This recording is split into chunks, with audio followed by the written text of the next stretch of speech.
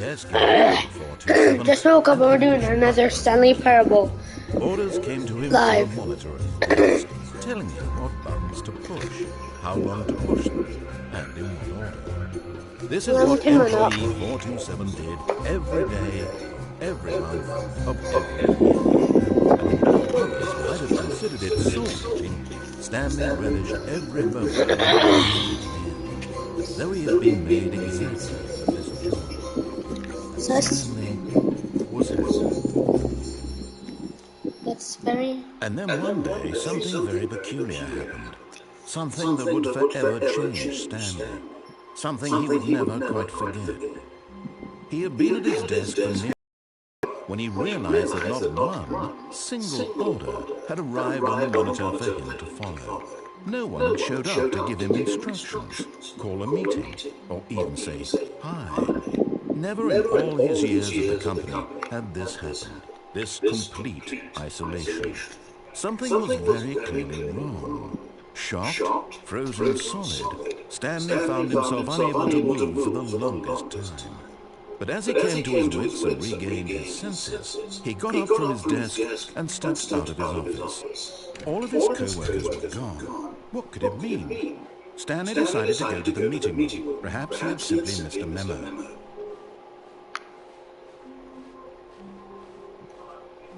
When Stanley came to a set of two open doors, this was not the correct way to the meeting room, and Stanley knew it perfectly well. Perhaps he wanted to stop by the employee lounge first, just to admire it.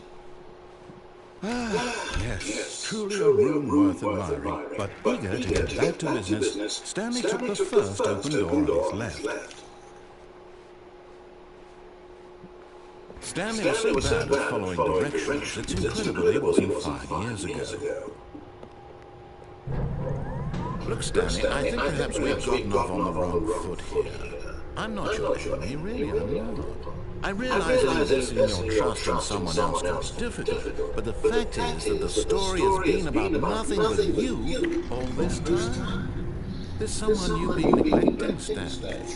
Someone you've forgotten about. Please, stop trying to make every decision by yourself. Now, I'm not asking for me. This is it, Stanley. Your chance to redeem yourself. To put your work aside. To let her back into your life. Guys, it's a hack. She's been waiting. It's no one. It's just a... That's it, Stanley. You need to be the one to do this. Oh, no, you can't. Did you just unplug the phone? Now, that wasn't supposed to be a choice. How did you do that? You actually chose incorrectly. I didn't even know that was possible. Let me double check. No, it's definitely here, clear as day. Stanley picks up the phone. He's taken to his apartment where he finds his wife, and the two pledge themselves to one another. Music comes in, fade to white, roll credits. Not picking up the phone is actually somehow an incorrect course of action. How is that even possible? None of these decisions were supposed to mean anything. I don't understand. How on earth are you making meaningful choices? What did you... Wait a second. Did I just see... No, that's not possible. I can't believe it. How had I not noticed it sooner? You're not Stanley. You're a real person. No, I'm Stanley. I was so mistaken. This is why you've been able to make correct and incorrect choices. And to think I've been letting you run around in this game for so long. If you made any more wrong choices, you might have negated it entirely. It's as though you completely ignored even the most basic safety protocol for real-world decision-making. Or did you not grasp the severity of the situation? Well, I won't have that kind of risk on my watch. I'm going to stop the game for a moment so we can educate you properly on safe decision-making in the real world. Please observe this helpful instructional video. Choice. It's the best part of being a real person. But if used incorrectly, it can also be the most dangerous. For example, in this scenario, a hypothetical real person named Rupert has a choice. He could invent a machine that eliminates food shortages across the world to make life better for all people. Or he could spend years of hard work forgetting how to read. Which choice would you make? Remember that unlike here, the real world makes sense, and at no time should you make a choice that does not conform to rational logic. If you find yourself speaking with a person who does not make sense, in all likelihood, that person is not real. Allow the person to finish their thought, then provide an excuse why you cannot continue talking. Turn to a partner and practice saying, "My goodness, is it 4:30? I'm supposed to be having a back sack and crack." Oh my goodness, it's 4:30. I'm supposed to be having a back sack and crack. Dude, why the heck are you letting that alligator eat your time? You make more than 8, less. And finally, if you begin to wonder if your choices are actually meaningful and whether you'll ever make a significant contribution to the world, just remember that in the vast infiniteness of space, your thoughts and problems are materially insignificant. And the Why am I sore? At this time, your instructor will guide you in an exercise to test and reinforce the material covered in this video. I don't think I'm in gym class, my guy. Welcome back. Oh, what You may have noticed that this room has begun to deteriorate as a result of narrative contradiction. But not to worry. Now that you're properly informed on good decision-making, we're going to revisit a choice you made just a few minutes ago and see what the correct thing to do would have been. This way, please.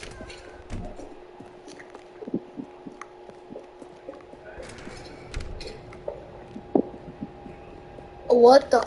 Nah, there's no way.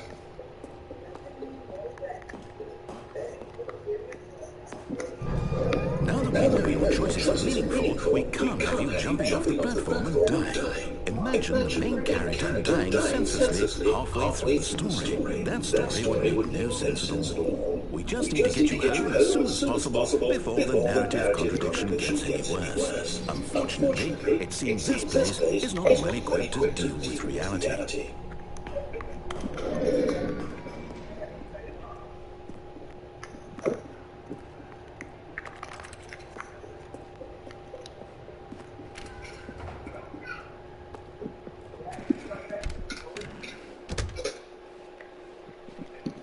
La la la la la la la la la la la.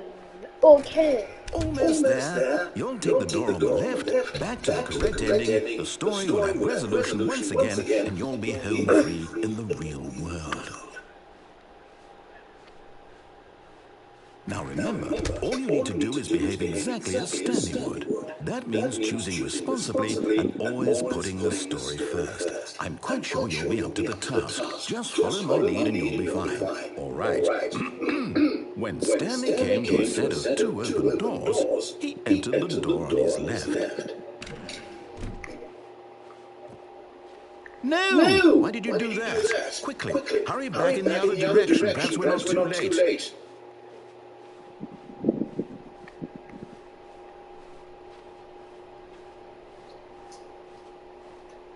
It's ruined. I can't believe, after everything we talked about, that my story, you've destroyed my work. Why? For what? What did you get out of that? What did you think was so special about seeing the game undone, left here like so much garbage? It's worthless now. And what am I supposed to do? Even if there were a way to continue, would it be worth it? To know that my story is now incorrect? How can I go back to that? I can't erase that knowledge. I'll have to live with it forever, reliving its impossibility forever. I couldn't live that way. Is it better to shut the game down entirely? To willingly destroy all of my work? I don't know. What's the answer? What do I do? What do I do? What do I... No, I have to. I have to shut the game down. I have to. I have to. Oh snap! Oh snap! No.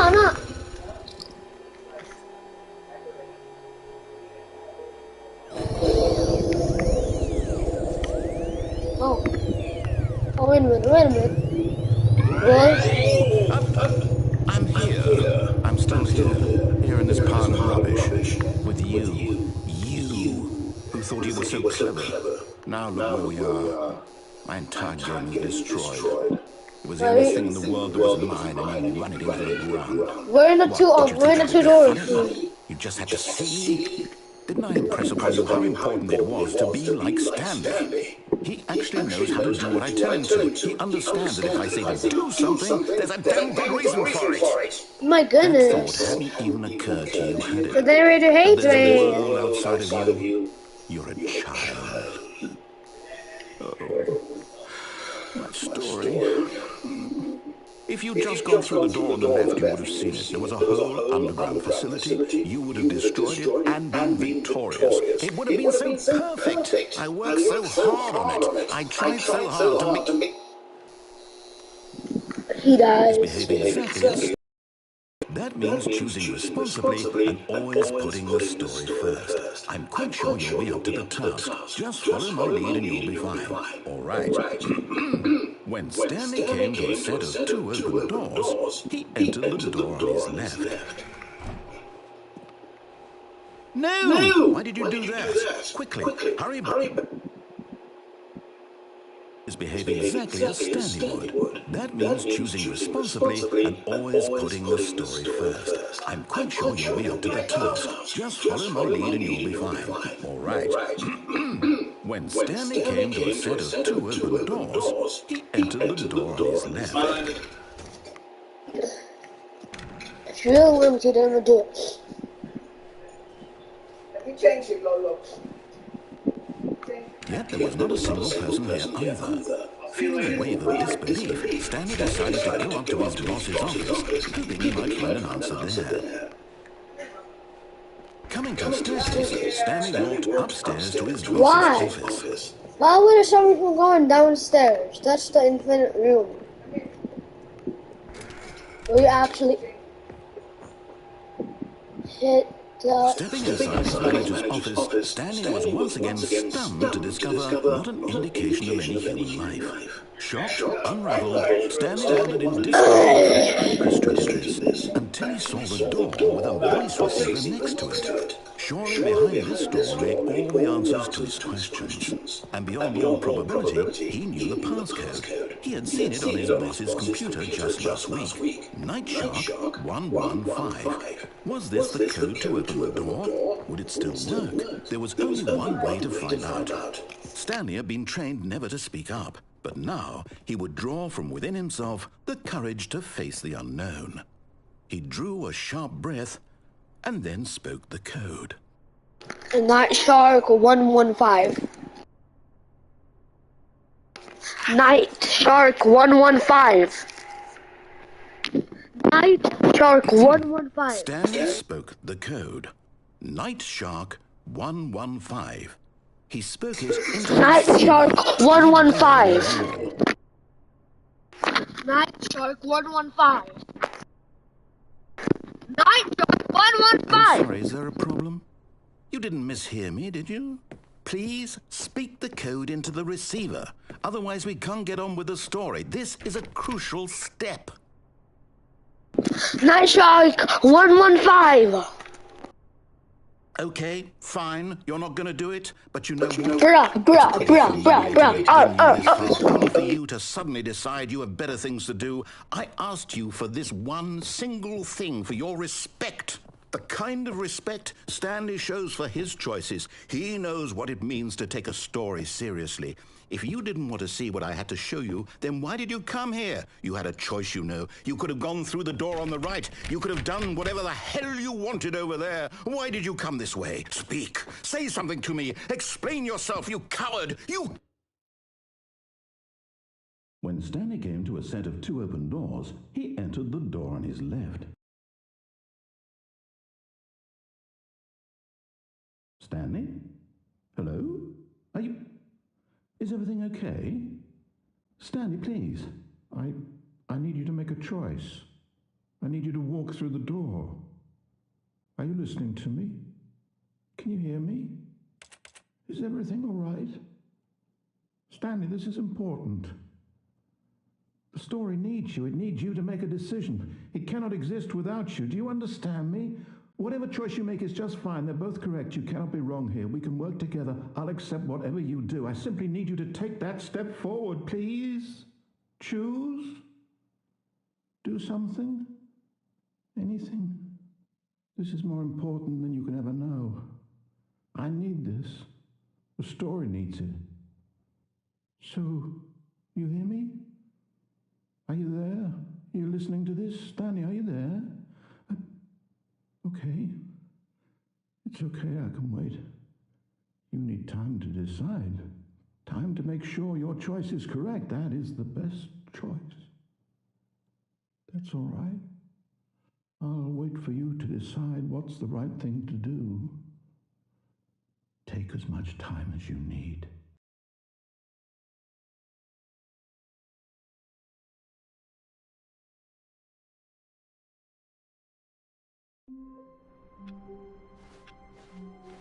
All of his co-workers were gone. What could it mean? Stanley decided to go to the meeting room. Perhaps he had simply missed a memo.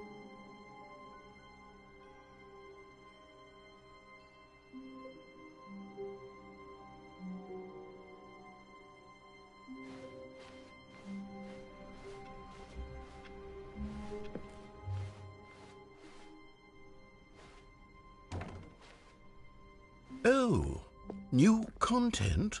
What does that mean, new content?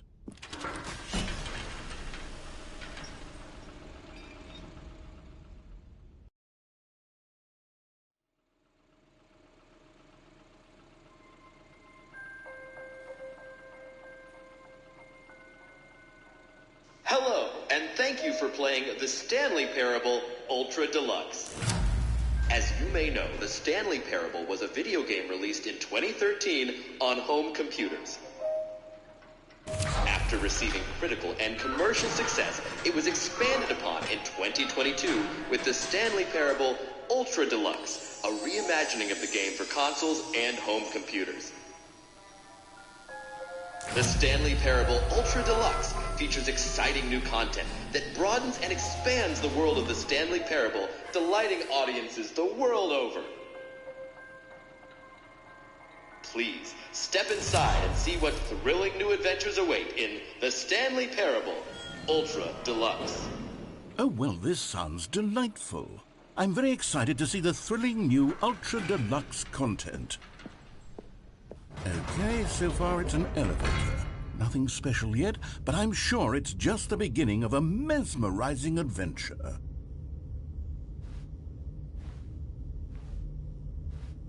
It's perfect for you. I'm not sorry. What's going on here? Should we be moving somewhere? Or, oh, there we go. All right, finally, at long last, it's on to the new content. I've never been more ready. Let's do it.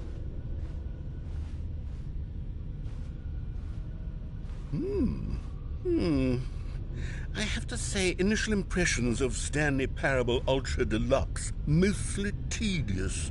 It's as if oh, okay. Let's see the content. Give me the content, Stanley. All right, let's see. It's the jump circle.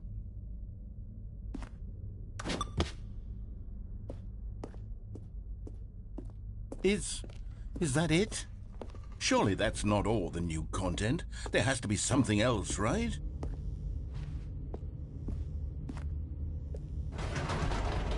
Goodness, another elevator. Stanley, I have to say, initial impressions of this game are not positive. It's just elevators and jumping. Is this what passes for exciting new content? If this is new content, then I could just read you the whole dictionary. There's 20 hours of new content right there. Hell, I could count to 30 trillion. You could put that on the box. The Stanley Parable Ultra Deluxe, now with over 1,000 hours of new content. And oh, wait. There's more. Very good. Yes. I knew there had to be something else. Let's see it. I'm ready for whatever it is. That's it? Oh, you've got to be kidding me. You see, Stanley? This is what happens when greedy video game developers with no respect for their fan base rush a cheap expansion to market for no reason other than to make an easy dollar. And don't get me started on the level of craftsmanship that's gone into it. In fact, I'm looking right now at the game's trophies, and it's hard to believe one of them actually says, "Test trophy, please ignore." What quality assurance department signed off on this? I'm infuriated and I'm offended, and I intend to phone these people on Twitter and hold them personally accountable. It's my fault, Stanley. I built up too much anticipation around the new content, I'm afraid. They could never have lived up to such expectations. If you're still with me, why don't we just reset the game, and we'll try to get back to what the Stanley Parable is really about. No frills, no gimmicks. Just you and me having a great time together like always. What do you say, friend? Yeah. Let's go. Oh.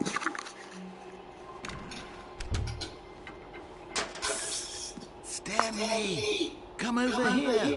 In the vent. I want to show you something. What is it?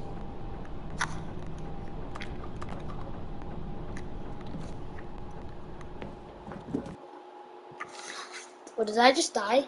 Did he just kill me? Oh no, I'm still up there where I was just worried. Okay, you remember how cheap and unsatisfying the new Ultra Deluxe content turned out to be? Well, it got me thinking about the past and how much better the Stanley Parable used to be. So I made something special and tucked it away here where the game's developers won't find it. Just our little secret. Take a look. I call it the Memory Zone. It's where I've been storing all my favorite memories so I can relive the peak experiences of my life whenever I want. Experiences like the launch of the Stanley Parable on PC. You see, Stanley, doesn't the Memory Zone remind you of how wonderful Stanley Parable was before it was sullied with a cheap PlayStation port? Remember back in October of 2013 when the game originally launched? Back then, video games had integrity. Back then, it all meant something. Oh, the waste.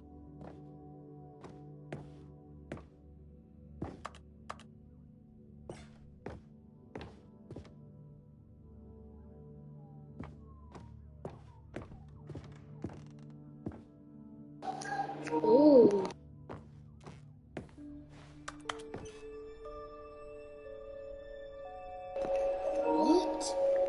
Wait a minute, that's the old Stanley Parable? Whenever Stanley died.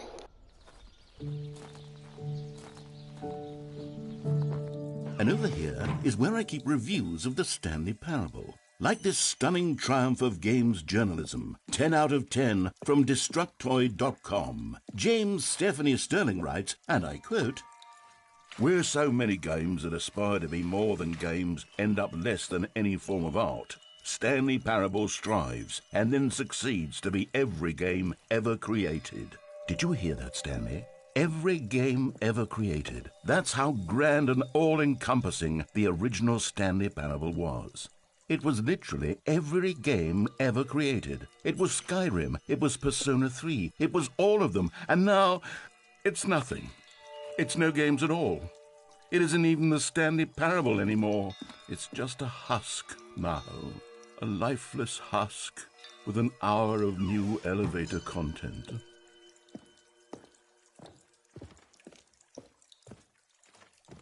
Hey, man. Memory Zone.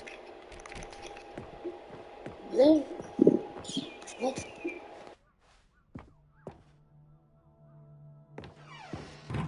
Here's another moving passage, this time from GameSpot.com. The Stanley Parable is both a richly stimulating commentary on the nature of choice in games and one that offers some of the most enjoyable, surprising, and rewarding choices I've ever been confronted with in a game. 9 out of 10. Don't you get it, Stanley? The game was perfect. It didn't need anything else. It didn't need new content. All they had to do was transport it in pristine condition along to the PlayStation. Boom, done. And they couldn't even do that. Couldn't resist the urge to go meddling with a beloved franchise. Dang, man. Why did they do all of this, man? These were simpler times, Stanley. What I wouldn't give to go back, to have it all over again. Wait, hang on. I don't recall this part of the memory zone before. What's this? What's down here? Oh no, oh God, no, Stanley. It's a collection of reviews from Pressurized Gas, the extremely popular online storefront for computer games. I haven't looked at these in years. I can't even imagine what's been collecting down here. Surely these reviews were glowing as well, weren't they? Honestly, I could not be bothered to play this game to full completion. The narrator is obnoxious and unfunny, with his humor and dialogue proving to be more irritating than entertaining. Unfunny! I'm not trying to be funny.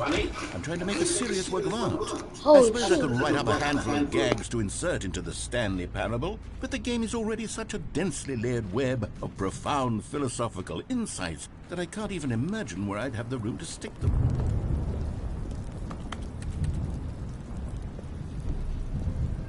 Okay, let's see what this one says. While the idea for the game is good, for someone who prefers non-linear games, this preachiness gets annoying fast. Preachy? Stanley? I'm not preachy, am I? You can tell me if I'm preachy. Honestly, you can. Oh, goodness. This is actually quite shocking for me. To be honest, I had always thought of the game's dialogue as being rather terse to begin with. You can't know how much fluff I cut from the game to get it to feel as light and airy as it... Well, I always thought it did, but maybe it wasn't. Dear, what an awful memory to have to hold on to. These black marks on my otherwise unimpeachable track record. I feel like a failure, like I let these people down. Perhaps the Stanley Parable isn't quite as sterling as I always remembered. What's this one got to say? You constantly have to stop doing anything so the narrator can catch up with his long-winded explanations of what's happening. I wish there was a skip button. A skip button? Well, yes. Yes, I think we can do that. If I'm truly too preachy, then maybe letting you skip ahead for just a moment, surely it couldn't hurt.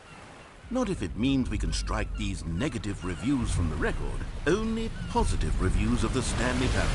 That's my motto today, and it's always been my motto. Oh my God, what's happening? Yes, a skip button we shall have. And here it is. Go ahead and give it a shot. I'll pop you forward in time so that the second my incessant droning starts to bore you, with just the push of a button, you'll... Oh, you're back, you see. You were only frozen in time for a few minutes, but it was plenty of time for me to deliver a long, rambling monologue full of unnecessary verbal flourishes and lengthy ruminations on the nature of choice in video games. Of course, I happen to believe it was perhaps one of my more profound such ruminations. Not that, of course, you need a description of it, but if I had to describe it, I'd say it was perhaps less of a rumination and more of a treatise. Or maybe a manifesto. Look, I'll outline it for you very briefly, and you can tell me what you think. Okay, so my theory is that any choice you've ever made is simply a series of choices made by the person who you are, or were, or will be at the time of having made said choice. That is to say, if by articulating a choice you've already made, you bring that choice into being, then by making no choice and saying nothing, are you not simply erecting in the sanctuary of time a monument to every person you've ever been, making every choice to which you've ever given your great gift of mortal and yet... Well, there, sport. You really did catch me rambling on a bit, didn't you? But that's the power of the button. The minute I start to go off on a thoughtless display of self-absorption... Okay, welcome back, Stanley. Now, I should say that the amount of time the button has been skipping through is becoming longer and longer. That last one was, well, I want to say maybe 30, 45 minutes? It's not unendurable. Stanley, please don't push the button again. It's been 12 hours. You've just been frozen there. I don't know why the skips are getting longer, but they're... Oh, Stanley, you're back. You're back. Oh, my goodness. I have someone to talk to again. Stanley, I think it's been a week. Or 2 weeks. I've been sitting here all that time. Just sitting here. Not a single person to speak with. And you'd think that that's just how it's always been, right? Me talking, and you saying nothing. Would you think that it's exactly the same as always? Doesn't that feel like what we've already been doing? Me just talking? But it isn't, Stanley. It isn't the same at all. It isn't even close. Because I know you can't hear me once you push that button. That's what I'm realizing now, Stanley. I'm realizing that I needed to know that someone was listening. I needed there to be a vessel through which my words were moving. It was the vessel I needed, Stanley. Not the outcomes, not the story. None of that matters anymore. I'll give it all up. I'll give up every branching path. I'll burn my story to the ground. One single thing I need, and God, I can see now that I need it more than anything, is to know that someone else is taking it in. These words that I'm saying, I need to know you can hear me. Because maybe, Stanley, maybe, if you can hear me, then maybe it means I'm real. Maybe I'm not just a fiction. Was I scared of that all along? Perhaps, yes. Perhaps I've been scared this whole time, that if I stop speaking, I'll slip backwards into the silence and be consumed by it. I can't be taken by it, Stanley. I can't lose myself in the stretch of emptiness between you and me. When you press that button, you're still right there, but I know you're so tremendously far away. And in those moments, the emptiness folds itself outward in between the two of us, and I am suspended in its unyielding quietness. I can feel the edges of my reality curdling inward and decaying. I can Oh feel man, Mark's that I am getting pretty becoming sad. less and less real. Yet to speak to you now, I am alive.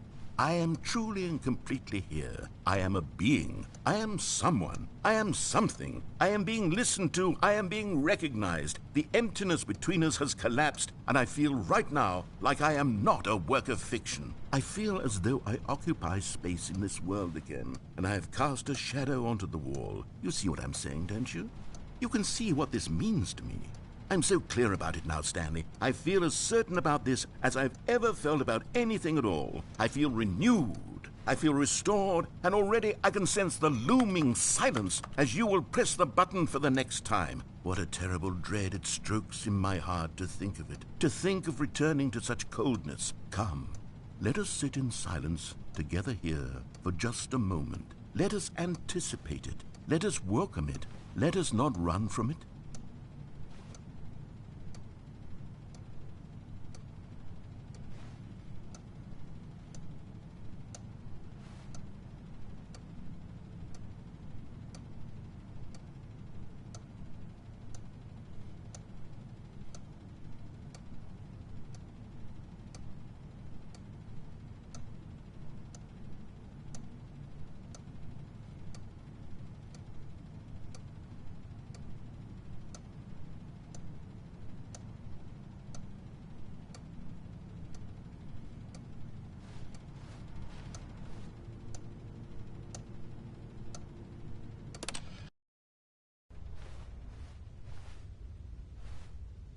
Oh, hello, it's you. You're here again. Welcome.